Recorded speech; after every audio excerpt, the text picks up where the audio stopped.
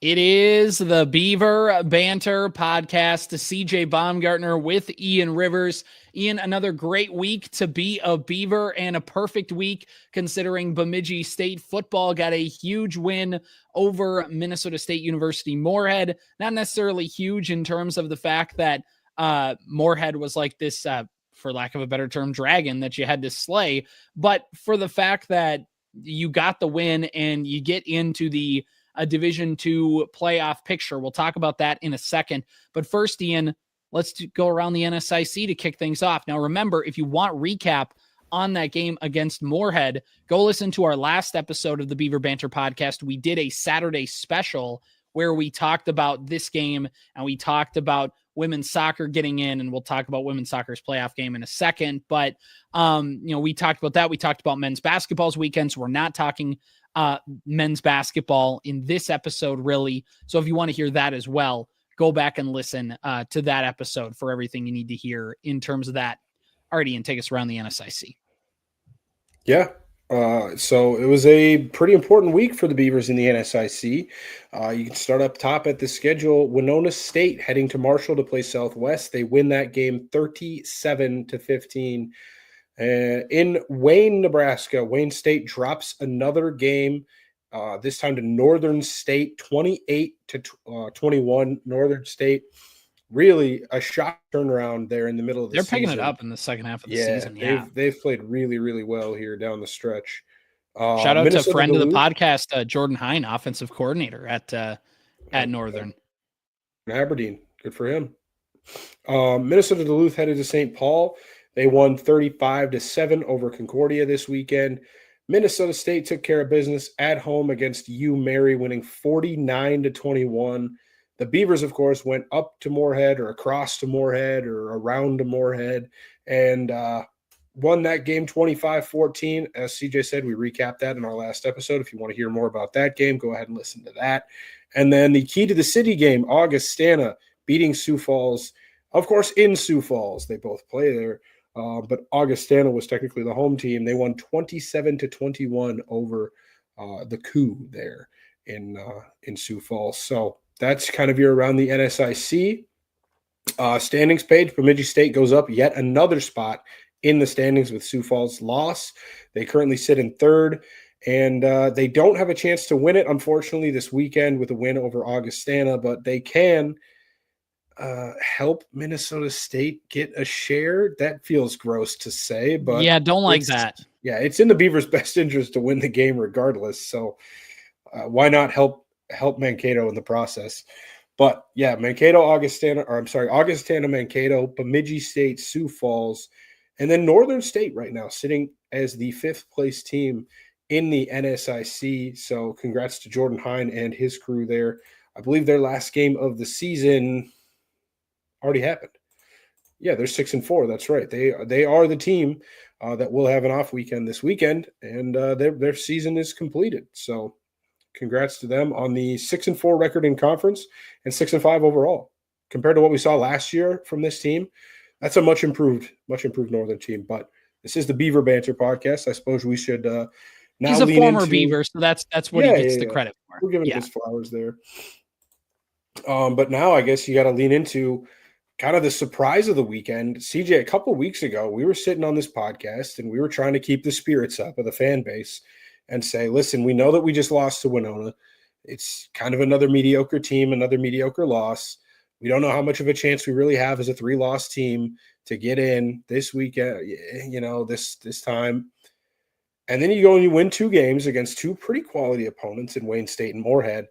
And because of what happened around the region, which this weekend, the 7, 8, 9, and 10 seeds in the Super Region 4, or the Central Region, whatever you want to call it, all lost this weekend. So Bemidji State with a win jumps into the 7th place. And we were kind of talking about it before the podcast. Where they're ranked for right now doesn't really matter. It's still win and you're in. I don't see a scenario in which Bemidji State loses, even to a quality opponent in Augustana this weekend, and makes the playoffs as a 4-loss team. So a very, very important game at the Chet this weekend. Luckily, it's at the Chet. Last year, they had to go to Augustana, to Sioux Falls. with their playoff hopes not necessarily on the line because they still made it kind of barely at the bottom But of that. home playoff game was on the line. But a home playoff game was on the line, exactly. And Augustana kind of, beat them up a little bit. So hopefully this year we can kind of get the reverse of that. This is a team that has lost this year to Minnesota State Moorhead. That's a team that you've beaten. They've beaten everybody else that they've played, including some other pretty quality opponents. Sioux Falls, like you saw this last weekend, and Mankato a couple of weeks ago. But I still think that this Beaver team, if they're playing at their best, they can play with every team in this conference. And it's going to be really exciting to see this weekend when we take on the Vikings. Yeah, I mean, this game is huge. We sat here, like you said, a few weeks ago, just wondering what the heck can this team do to try and get back in it. And the answer was they had to run the table. They had to win. We said, okay, well, you're going to have to play some teams that, we think we can beat, you think you can handle.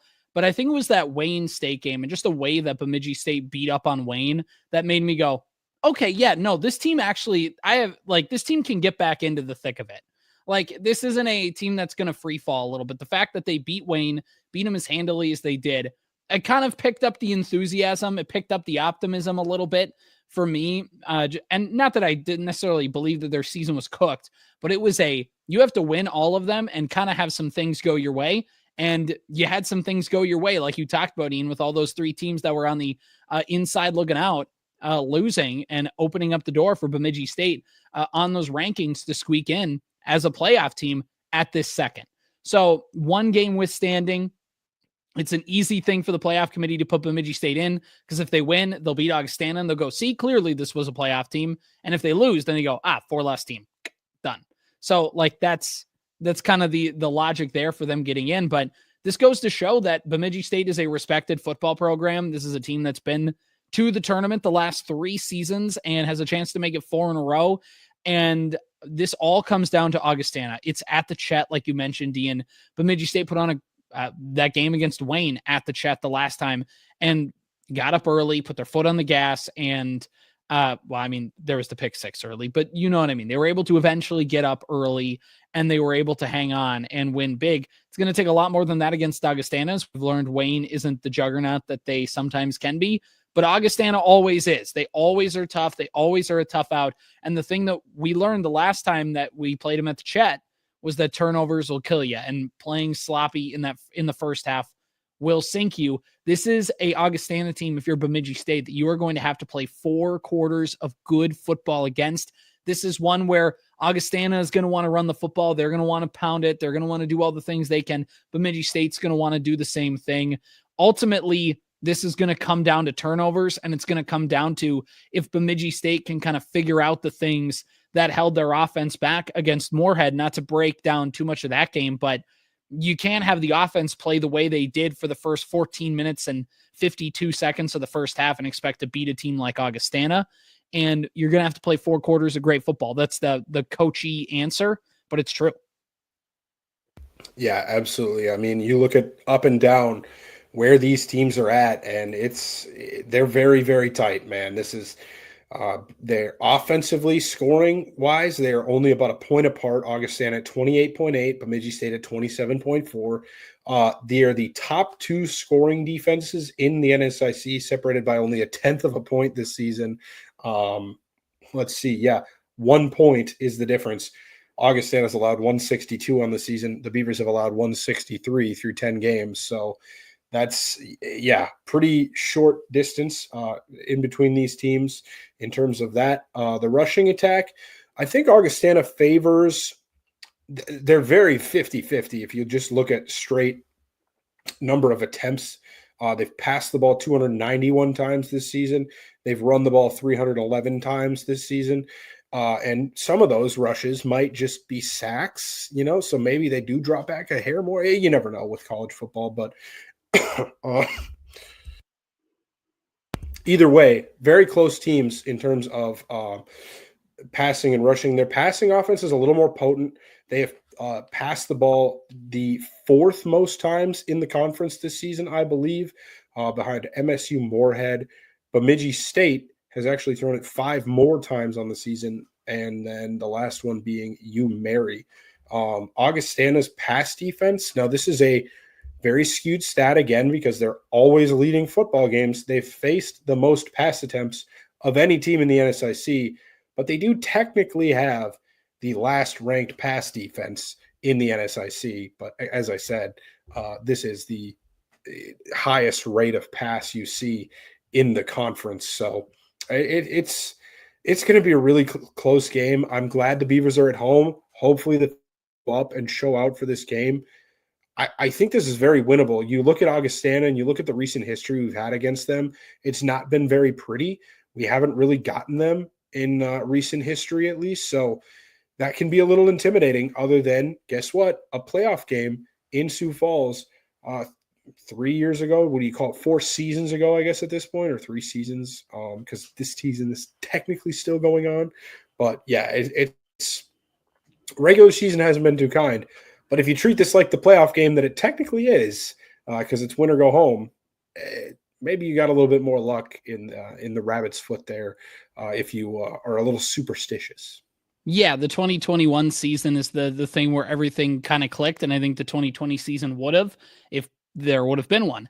But since that period, Bemidji State has been a postseason team every single year. And yeah, last year against Augustana, things did not go their way. Just things got a little too sloppy on them. The year before in 2022 was, I believe, the second game of the season where, once again, they had a rough first half and they played great in the second half, but ultimately they just dug themselves too much of a hole to get out of in that campaign. But overall, this is going to be just a really fascinating game for both these teams. The fact that it's at the Chet is just huge. So, it's tough for us because Ian and I were both talking pre-show there. We both are going to be incapable of getting to the game. Ian is going to be out of town. I am going to be at work. So like there is just, I'd love to be there. I would love to get to the Chet for this game. I'm sure the weather is going to be great up there in Bemidji. I'm sure it's going to be awesome. And this is going to be a great football game because it can get Bemidji State back into the postseason and do the things they need to do. If Bemidji State can play a clean game in the turnovers, if they can, not allow a pick six for the third week in a row, that'd be swell. I don't think McGath will. And if he does, then that's just unfortunate. It's not even like I'm not even mad. That's just amazing kind of a thing. But that it would happen 3 weeks in a row. So that's going to help the Beavers. And I just overall, I have this, I'm a homer. Okay. Like you're listening to the Beaver Banter podcast. We wouldn't be doing this if we weren't homers. I think Bemidji State's going to win this game. I don't know how. I don't know what the score is going to be. But every time they need a win, they just come up and get one. And I think they always show up for these games when you're playing some of the best teams in the country. Bemidji State showed up for the Wayne State game. I know the Mankato game didn't go their way, but they showed up and played a heck of a ball game in that one. Coach Bolte and company get those guys ready to play. The football team they are amped for this. And we have not talked to any players. We have not talked to any coaches, but we have the Beaver Banter Twitter account.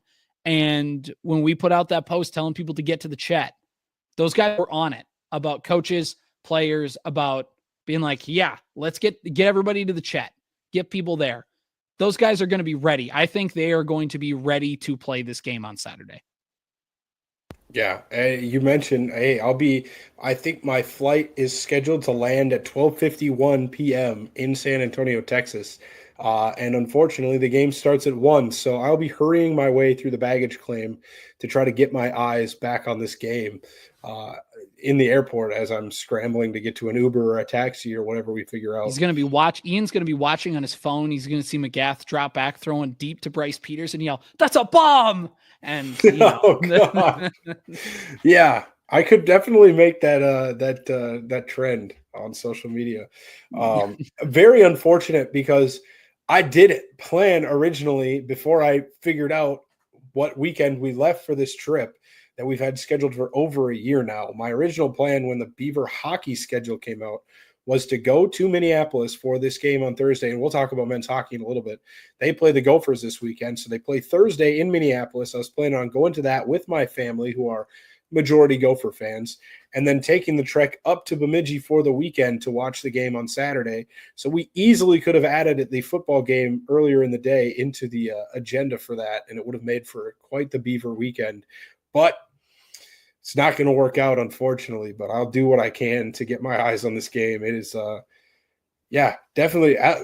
Alex Faber would have been a good one to get on this weekend and kind of talk about this game, but he's going to be excited, I'm sure. He was very excited for that Wayne State game for the atmosphere. This one's probably going to double that if the projected fans are in attendance for this one. Guys, get to that game. It's going to be great. It's going to be good. It's worth the price of admission. Hop on it. Go to the Chet. It's going to be great. Ian, I gave my prediction kind of. I think they're going to win. What are you going to dare to go on this podcast after everything we talked about and say they're going to lose? No, I'm not. I think that you're right. There's something about the way that this team has rallied around these last 2 weeks. You know, they've put it together, and I think that this is a crazy year for the region, and that's the reason that you have a chance. I mean, we've seen years past where the Beavers are sneaking in as a 2-loss team as one of the bottom seeds in the region, and you're like, oh my gosh, we barely afforded that second loss this year, and now the Beavers have 3 losses, and they're not only in, but if they win this game, they'd be in by a country mile, so it's chaotic, and I love every second of it. I think that they're going to win. Like you said, I don't know how. Maybe they have a couple of defensive touchdowns, and it's just like too much for Augustana to overcome. Maybe the defense comes out and plays their best game of the year, kind of like they did in Texas Permian Basin last year, against Texas Permian Basin in the playoffs last year. Came out and pitched a 3-point, nearly a shutout in that game. Maybe we see something like that. Maybe the offense, I don't know how it's going to happen, but something is pointing me in the direction of a Beaver W. So, yeah, I don't want to speculate at all about, I was going back and forth on Twitter a little bit. Actually, maybe we go here. How far would Augustana drop? I don't want to get ahead of myself. If that is the case, next week we'll get on here and we'll talk all about what happened and where the Beavers are going, or God forbid, if they're staying home, I can't see them jumping all the way up. We'll talk about that all next week if the Beavers are to win this football game. Yeah, the biggest thing is winning in playoff game, playoff atmosphere.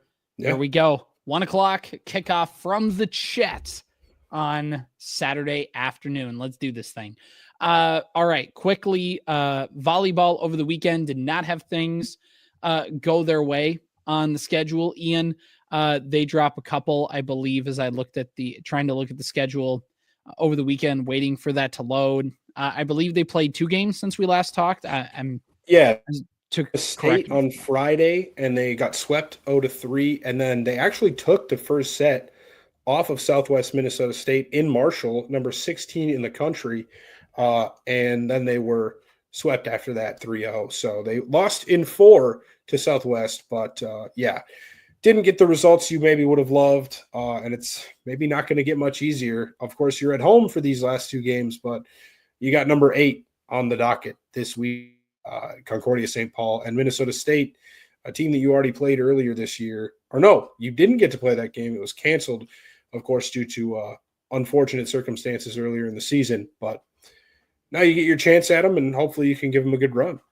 Yeah, and moving on now to women's soccer, another one where we talked about the Saturday podcast, playing Concordia St. Paul. We knew it was going to be a close game. We knew it was going to be a 1-goal game.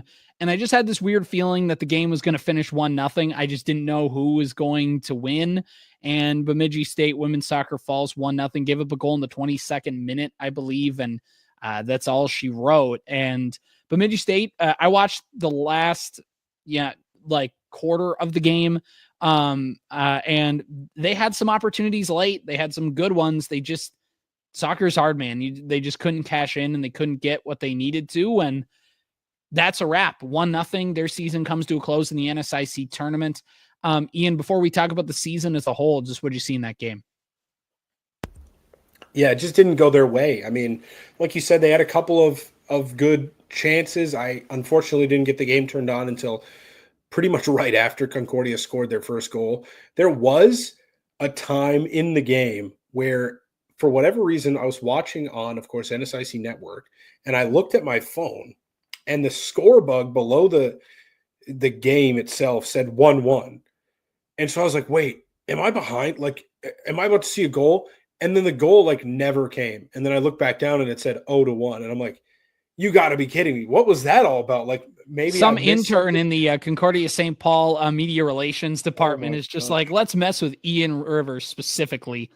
Point. Oh man, I was like, there's no Take it way off. we get a goal. And then it just like never showed up. I thought I missed something. But yeah, unfortunately for the Beavers, it just wasn't enough in the offense, that's been kind of killing them towards the end of the season. Outside of that Minnesota Duluth game, comes back to bite them. Defensively, they've been pretty good outside of the Minnesota State game, but yeah, just wasn't enough offense here late in the season outside of Katrina Barthelt, and that's something they'll have to look at going into next season. Hopefully you can get a bit more of a diversified portfolio of goal scorers to kind of help up front because, yeah, defense wins championships, but you got to win games to win championships. You can't win if you can't score. That's the other thing.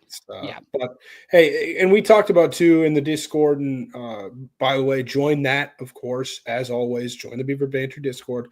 But we've kind of gotten to a point now where getting to the NSIC tournament is a disappointment and losing in the first round, whereas, most programs would look at that as like, all right, yeah, cool. This is a building block season.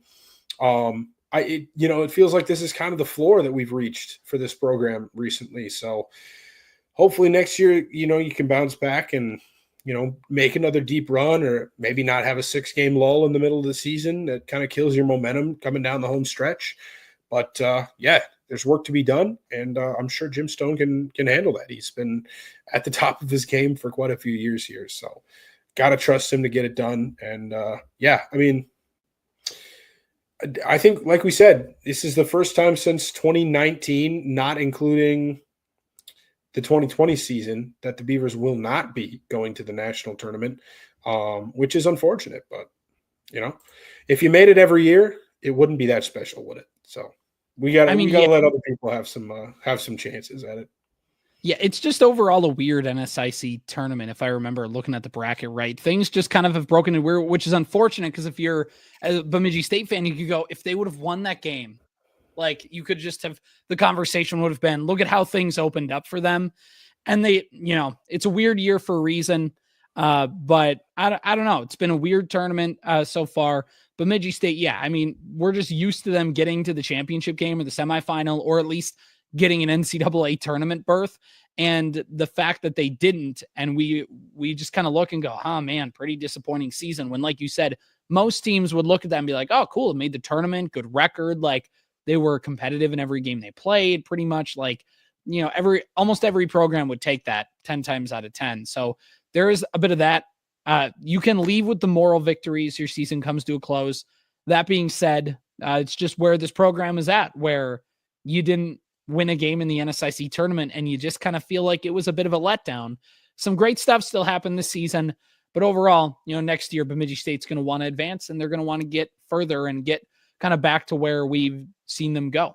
So anything, I know obviously Bartel had her great season, and like you talked about, they're going to need to figure out how to score just a little, just be a little more efficient, maybe isn't the right word, but just find a way to produce a couple more goals throughout the season, and it looks completely different for the Beavers. But Ian, any other thoughts on women's soccer before we kind of put their season in the books in terms of a Beaver Banter perspective? No, I don't think so. I mean, you're you're saying goodbye to some of the key pieces that have been here for this whole run that the Beavers have been making. You look at Lauren Hodney. She's been a mainstay in this team, and she's a fifth-year player now from Moorhead, and she's not going to be returning to the team next season. Maria Stocky, another one of those names. So it's, you're losing some absolute wagons that have been carrying this team for the last couple of seasons. You still got a lot of returning players. Those are the two main ones that have been, and hey, guess what? That's been the problem for the Beavers for years now. And like a good program does, they'll just fill those holes with different players, and those players will step up and they'll succeed. So, like I said, I've got trust and faith in this. I don't think this is the end of Beaver soccer as we know it, and they're going to fade into irrelevance. I don't think that's the case, but it is. It's just kind of it's weird to see a little bit of the end of the era of that 2019 COVID era team is now finally kind of off the roster, and it's just it's a little bit just. It's a bittersweet feeling. Yeah, it's a bittersweet feeling. Yeah, so that's how things go for them. Moving on to women's basketball, just to touch on the fact that their season begins on Friday. They go to Michigan to play a couple CCHA teams, and they go to Michigan Tech, and then they go to Northern Michigan to play their first couple games of the season before coming home next Tuesday and Saturday to play Morris and Valley City before getting into the NSIC portion of the schedule. So good luck to them, and we'll kind of just monitor their games as they get closer. All right, Ian, before we get to women's hockey, I think we just do have to touch on men's hockey over the weekend. They went to Augustana. They went to Midco Arena for the first time in program history. They got a win in overtime on Friday night, and you thought, okay, not the cleanest performance, a little messy here and there, little egregious goal call that stood for Augustana. We'll get to that in a second. But overall, you win that game, you win it ugly, and then you're like, okay, let's just go to Saturday, get a win, take 4 points on the weekend, and call her good. And that didn't happen. And Bemidji State lost. And overall, Ian, we've just seen this Jekyll and Hyde aspect for Bemidji State hockey where they won on Friday night, and then the next night they just play so bad that it doesn't matter what they do. They can't find a way to pull out of a bad performance. And then they drop a game that I know Augie's they're not a bad team by any stretch, but that's still just, if Bemidji State is as good of a team as we think they can be, they should have gotten more points on the weekend than they did than that overtime victory. Overall, just what is your, we'll get to Friday and Saturday night's games in just a second, but just overall the macro of the weekend says what? It's disappointing. Absolutely. It's disappointing just because of the way that you played in both games. You got the win on Friday, but it was unfortunately in overtime because, you gave up a goal halfway through the third period and, you couldn't find another way to go back ahead in that game. It was pretty evenly fought, but I think you kind of felt like you were a little bit lucky to have won that game. So points wasn't completely unfair, but you were hoping to come out and play a better game on Saturday night, and you played a lot worse. Offensively, this team doesn't look like it has a very good identity at all. They need a goal from somewhere, and they can't figure out what to do with it. They are throwing the puck around and hoping that it ends up in a good spot and that somebody is in that good spot to put it in the net, and it just looks a little discombobulated. Now, hockey seasons are long, right? This playoffs don't start until March. And as rocky as the season has been so far, I don't foresee the Beavers getting the 9 seed in the CCHA and missing the playoffs entirely. So they will be there. And it's not important to be playing your best hockey right now. It's important to be playing your best hockey coming out of the winter break, early January, mid to late January especially. That's when you kind of got to start getting hot, and that's what the Beavers did last year.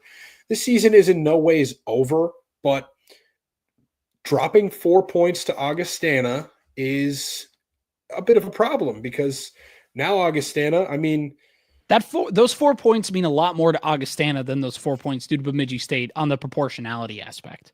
Yeah, but they mean something to Bemidji State if this is what you're going to be. Let's say that we don't actually have, championship aspirations so far this year. Weekend was a little bit more demoralizing than those other ones because we just can't seem to put a full weekend together. Friday night in Ferris, it wasn't good. Saturday's a lot better. Friday night in Bemidji against Mankato, pretty good. You didn't score a lot of goals, but the team played pretty well. Saturday night, not so great. Now, again, you can't put 2 games together in a row. And, a lot of season ahead of us. We've only played 6 conference games so far, but like you said, for Augustana, it's going to be harder for us now to catch up to them. I mean, they've got two of the supposedly harder games off of their schedule. St. Thomas also got swept this weekend by Mankato. Mankato looks like they I'm sorry. You have just found can't their even footing again. You can't even give them credit. It's just making you sick. It is. I mean, dude, I've been dealing with this. I mean, you knew that I was sick a while ago, and then I kind of shook it, and it just came back like this last weekend. And I'm like, you got to be kidding me. But it's not. I'm not really sick. It's just dry throat and coughing, like obnoxious coughing. It's so annoying. But yeah, so that's the problem that I would see in the future is if these are two teams that are fighting for the 4-5 seed and home ice. Augustana now has a little bit of an advantage over Bemidji State because, like you said, those points mean a little bit more to them. And the fact that Bemidji State didn't do their part and take more points off of them is unfortunate, but I don't want to be too much of a doomer. You know, I mean, we're early in the season. I'm kind of glad that I might not have too much exposure to this weekend's games, though, CJ, because with the Gophers coming up this weekend, I'm very concerned about this team, man. Gophers the blue line, especially. They're a little banged up coming into this game. Yeah. Are they really? Who are they missing? I saw Jared Ribedo of the Bemidji Pioneer tweet something. Hold on, I'll find it. Sure. But before we get to that, let's talk about some things over the weekend that obviously everybody was talking about. Let's go to Friday, Ian, and the goal was a goal that shouldn't have been a goal. Just completely atrocious. What are we doing here? Dude, Let's talk. Let's first of all set the scene for people who didn't see it. It was in the second period, I believe, Ian, or was it the? Yep. I believe it was second period. Bemidji State was ahead, I believe, 2-1 at the time, 2-1, and a goal is scored by Augustana. They review it to make sure that everybody was on sides, and it appears that was not the case. But the goal stood, and the game was tied at 2. Bemidji State would eventually take the lead 3-2. Augie would get a goal back. They went into overtime tied at 3. Point is, Bemidji State could have won it outright had that goal not stood and been reversed to a non-goal, which it should have been. And the thing was, there was if you looked at the replay of the broadcast, it was clear as day that they was behind the blue line. And according to Jared Ribedo of the Pioneer, who was at the game, because even he said on ice, he's like, I couldn't tell. It was tough. And then I believe it was a friend of the podcast, Kyle Loft, took a screenshot of the picture and put it in the comment to his post. And he's like, never mind. That was a clear non-goal. And the fact of that after the game, the officials said, or I can't remember if it was the officials or if it was Saratori said the officials told him the officials had no camera angle available to them of that clear and defining shot that they could put up on the Jumbotron, which gets to my point of why don't they have every and all available camera angles available to the officials? Why is it like, no, the officials don't need this camera angle. You know who does? Little Billy from Millbank, South Dakota, who's coming in from this game. Like, no, why are we doing this? That makes no sense. Yeah, it was very frustrating. Because I mean, I'm watching from my couch and I made a comment to myself as the play was happening, like, no way you kept that in, right? Like, that's me being a homer for Bemidji State. Like, hey, dude, that's offside. Obviously, like, I couldn't see it. It was down in the corner, and on the broadcast angle, you can't see the puck. But I was like, man, if he kept that in, that's a great play because it looked, from where I can assume the puck is, from where his body was, I was like, that had to have come out of the zone. So they score the goal, they do the replay, and they finally give us that angle, like you said, from the other side of the ice where you can see the puck hop over the line and there's clear white. And then they come out and they're like, oh, it's a good goal. You never know what a goal like that does to a hockey game, right? Because Augustana was still playing well. Maybe it does change. Like, that was pretty late in the second period. There was still like 23 minutes of hockey to be played. So saying that would have just changed the score to 3-2 at the final horn maybe isn't like super right. But you never know what that does to the hockey game. And now, like you said, that point is super important to this team. And it is very frustrating because how do they not get access to that? Like you said, they should have everything. They should be able to see more than we can see on these podcasts. It just makes no sense. It again, maybe it's something that I'll never like. I don't know. It just might be. I get it. Maybe it's tougher. It's not like it's a Division I hockey operation. I get it if it's like in Division II for Bemidji State basketball. The replay system is the best that it can be. Like they have to have replay. It's a camera. Or if I remember football from now, right? They do the challenges, but they can only go off of the angle that the broadcast gets, which is oftentimes not good enough. Right. It can be tough, but at that point, the broadcast angle was good enough in that situation. And the fact that they don't get it is so fascinating to me. And I remember I commented this to Jared on Twitter. And I was like, I'm not trying to be snarky here because I just wanted a genuine answer. I'm like, how do they not have that available to them at all times? And Jared commented and said, basically, yeah, Coach Saratori asked the same question, which is the one time that me and Coach Saratori will ever be on the same wavelength of like, whoa, cool. Like we're thinking the same hockey thought and not me thinking one thing and him being like, that is completely ridiculous. Are you like a first grader? What are you talking about? So I will take that little badge of honor for the weekend. Right. Yeah. No, it's a good point. Hey, Vince Corcoran, good for you. That the overtime goal was beautiful.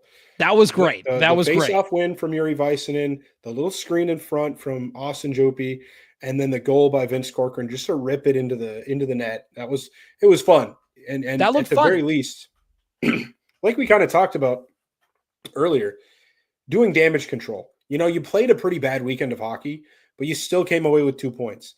You can't keep doing that for the whole season, but we are only 6 games in. And if you can get it figured out, points like that, stealing points like that when you do play a bad weekend are going to be important. How important was, well, at the end of the year, not very because the Beavers took care of business anyways, but how important was it to get off to a horrible start last year in Sault Ste. Marie, and get back and come back from 3-0 down in the first period, and even you lost in overtime, but you got 1 point. Last year when the conference was as tight as it was, every point mattered. So, yeah, you had a bad game, but you still came back and clawed a point away from it. That night, I'm a very pessimistic person, like immediately following a loss. I'm like, holy crap, this team needs to be loaded into a cannon and fired into the sun. You don't know. That's how many why I always times check Twitter that. After a Chargers game. Chargers games at like 6:00 on a Sunday afternoon. I'm watching Ian's Twitter feed. Refresh it. They just lost. Yeah. Dude, I'll tell you what. If the Chargers would have lost the way Denver lost to Kansas City, I would be going dark for a month. I was going to say, you would have deactivated your account. It oh would my have been, gosh, dude. We would not have had Ian on the next episode of the Beaver Banter podcast. He would have moved to San Antonio permanently. Or something. I'd call like your house. I'd get in touch with your wife and she'd be like, he's in an asylum. We can't. I don't know where he is either. He's just gone. We can't find him. He just left his clothes on the table and he said he'd be back. We don't know when. He's out. It's the old Family Guy joke, where replaces the I can't believe it's not butter with butter. He's in the asylum. It's like, come to think of it, I think it really was butter. And they're like, ma'am, he attacked 12 children or something. He ran over 3 kids with his car. Yeah, that'd be, it's like, well, the Chargers did win this next game. Maybe he'll feel better. It's like, no, ma'am, he assaulted a street pole. Like we have to do that. Anyway, after some of these games for Bemidji State, it can be tough. But like you said, it's still November. I mean, we're still trying to figure out this team. These losses are not indictments on the program as a whole or on what this team's ceiling can be as a whole. And it's going to be important to remember that, Ian, because they face a top 3 team in the Gophers who looked pretty good against Wisconsin over the weekend. And now you have to do a home and home with them on Thursday and Saturday. You start off going to Mariucci Arena. I am going to be in the cities on Friday and Saturday, and it's taking everything in me I'm trying so hard to convince myself that but I'm going to be in the cities on Friday. So why not just get there Thursday night and watch the Beaver game? Because I'm not going to be able to get up to the Sanford Center on Saturday. So because they're going to lose 3 to, Hey, 3. it's not the point. That's not the point. It's about the message. Also, I have the last time I was at Mariucci Arena was the 2008 Minnesota State High School League boys basketball tournament, which was being held at the barn and Mariucci Arena. So I've never seen it for a hockey game. I've only been in that building for a quarterfinal Class A high school basketball. And respectfully to Cass Lake Bina, you guys suck. I just remember that. You guys are great people. I'm bitter about a high school basketball game that happened when I was 10 years old. No. We've just angered BSU young boy. And he's already declared war on one fan base this weekend. We don't need him to do it on us. He's too distracted. Yeah, he won't even being mad at Gopher fans to remember his Cass Lake Bina Panthers. That's right. No, this is going to be a tough weekend, man. I mean, I don't know if you found the tweet that Jared put out about how banged up they are. If they're missing somebody in particular.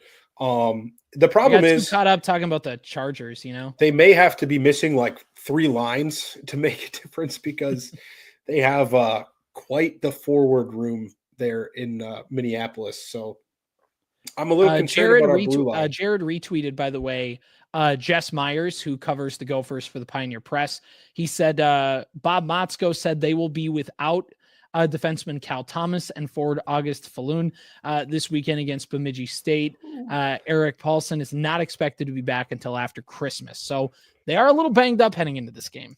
But those guys are But yeah, it's not like Snuggerud broke his leg or something like that. Yeah, Snuggerud and Oliver Moore and Matthew Wood, they all mysteriously went missing on Thursday morning from the Meanwhile, BSU Youngboy is nowhere to be found. He is still at large. I don't know. Hey, like we say about women's hockey, if you can get anything from this to improve your pairwise, I don't know what the pairwise looks like right now. I assume that we're probably somewhere in the low 30s, around there, like kind of where we finished last year, just based off of the fact that we've split pretty much every series so far this year and we are 4-5. If you can, God forbid, steal a win, either one of these wins, it goes a long way. I don't know that I foresee that happening, but you never know. Minnesota, I mean, yeah, they beat Wisconsin twice, and it is a rivalry game.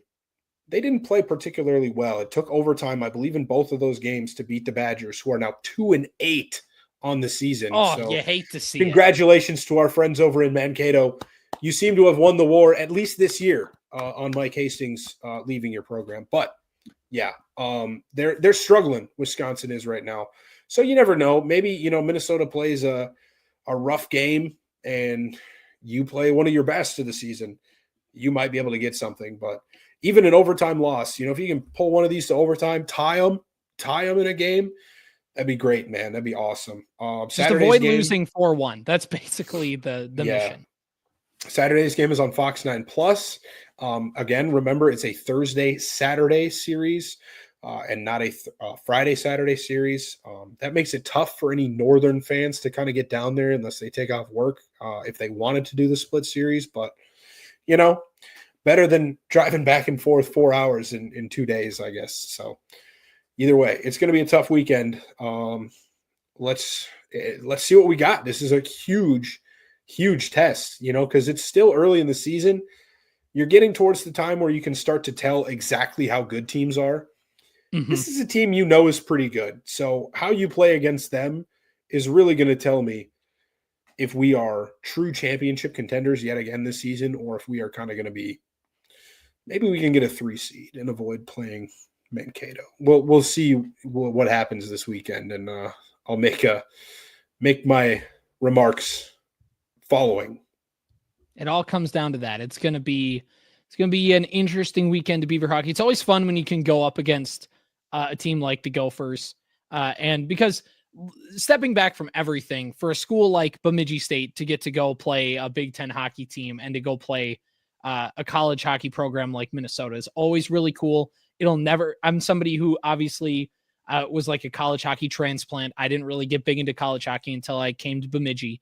So for the fact that Bemidji gets to play the Gophers down in Minneapolis is never lost on me. It's always cool. So let's go beat the darn Gophers. Let's go do that thing. Come on. Let's talk about women's hockey as they get ready for their next series. They were off on bye, and I believe they get back into conference play. I believe they're playing St. Thomas this weekend. Correct me if I'm wrong. Correct. Receiving votes, St. Thomas. Now, women's college hockey is not quite as expansive. They do rank 15 teams. I do recall last season Mankato receiving votes at one point when they were like 3 or 4 games under 500. So receiving votes isn't necessarily a women's hockey is very top heavy at the Division I level. Right. So, hey, St. Thomas, I know that they beat St. Cloud this year, maybe, if I saw that correctly on Twitter. But that would have been a couple weeks ago, so don't take my word for it. But a good test. This is probably the easiest team you've played in the conference so far. Good test for them. They've had a week off. What can you do?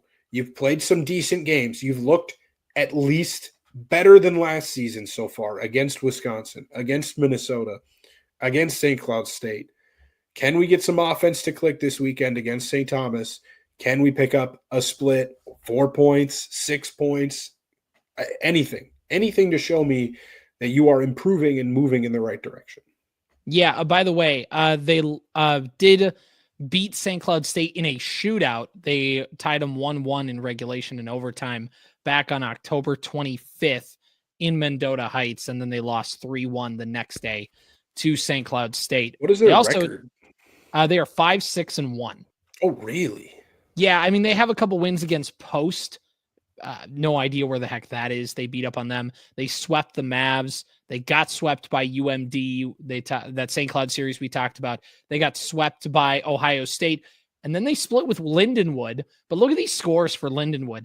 And this took place last Thursday, Friday.